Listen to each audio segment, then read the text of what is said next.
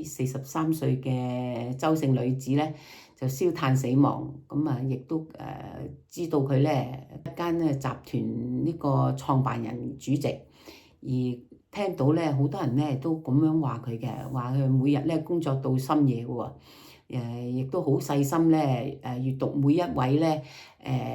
即係每一張嘅意見書啊，咁啊，尤其是咧，讚佢咧係一位卓越嘅領導者啊，尤其是咧佢經營嗰個餐飲業咧親力親為，咁啊喺餐牌上咧嘅食材咧都會挑選啊，親自挑選嘅嚇，咁啊據知道佢而家咧亦都係申請緊破產嘅。嗱，咁啊新聞報道咧，呢位周女咧就畢業喺呢個港大土木工程系嘅，咁其後咧就亦都留學呢個英國，取得呢個金融碩士嘅學位。12年咧亦都創立呢個集團，集團咧佢係憑呢個輕資產嘅翻新活化呢個工業起家嘅喎，之後咧亦都晉身呢個發展商啊。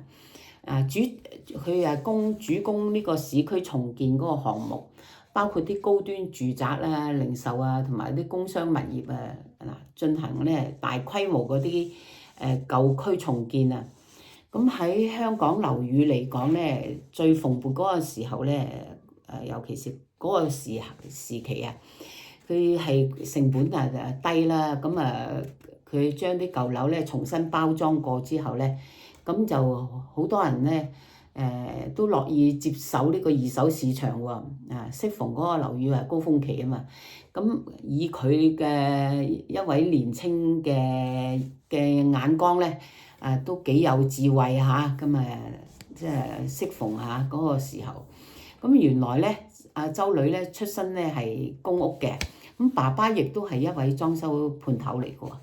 佢早嗰陣時咧就曾經都訪問過，被人哋訪問過佢啊，話佢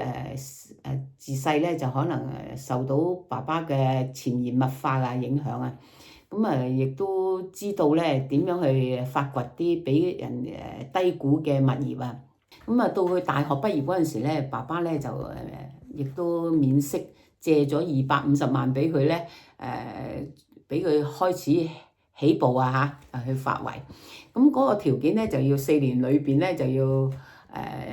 需要還錢㗎啦咁樣。咁當年咧佢就喺嗰個時候咧就銅鑼灣嗰啲舊樓咧，佢就用190萬咧就買入一個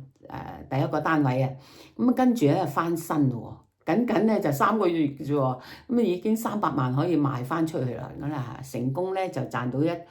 人生嘅第一桶金喎，咁真係幾叻女啊！真係成為咧佢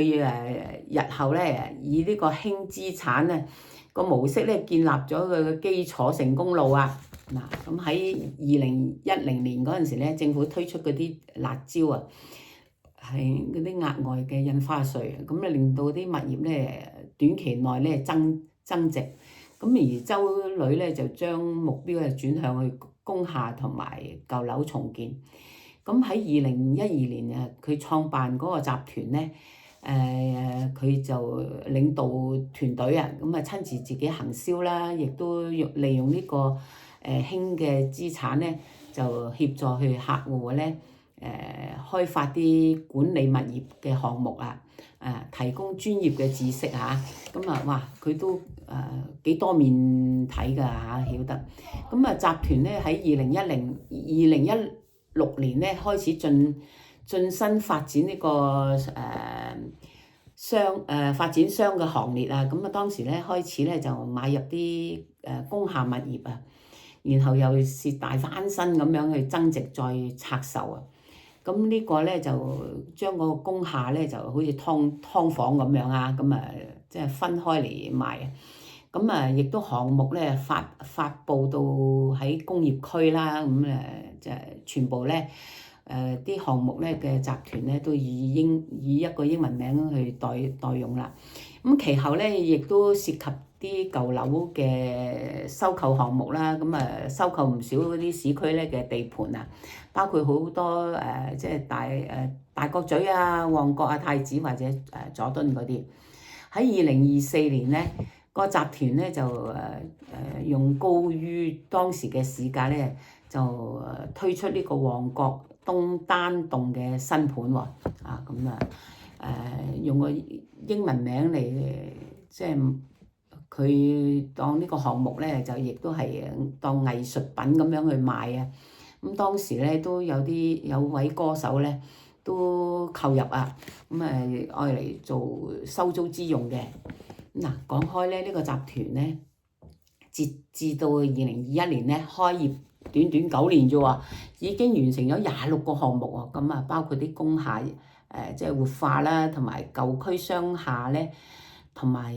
住宅嘅重建。咁而周女咧期間咧都涉及呢個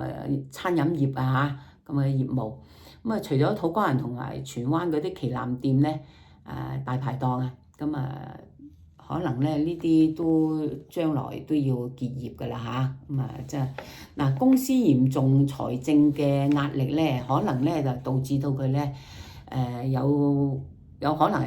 係要面對呢個刑事嘅責任啊。咁呢個咧就令到佢咧好難於承受啦，係咪啊？尤其是咧佢咧咁鬼後生40出頭，咁點樣去應付突然間即係突然間咁樣轉變啊，四面八方咁樣欠債累累啊，又加上咧銀行咄咄逼人啊，會追債噶嘛，甚至咧你都會令到你無法可施令到自己咧會崩潰啊，走入人生嘅短程。其實咧破產4年之後咧，仍然都可以翻身㗎咁你又係可以再做過㗎嘛。世事咧呢啲就冇預期啊。呢個真係唔知遇着剛剛個環境突然間變天，咁你都走唔切。喺呢度咧就真係要好好欣賞呢一位咧智商同埋咁有毅力嘅年青人去學習嗰個創業啊。年輕人咧就唔好做無業遊民喎遊手好閒啊。今日咧開始咧就要做好自己嘅本分祝福咧周女一路好走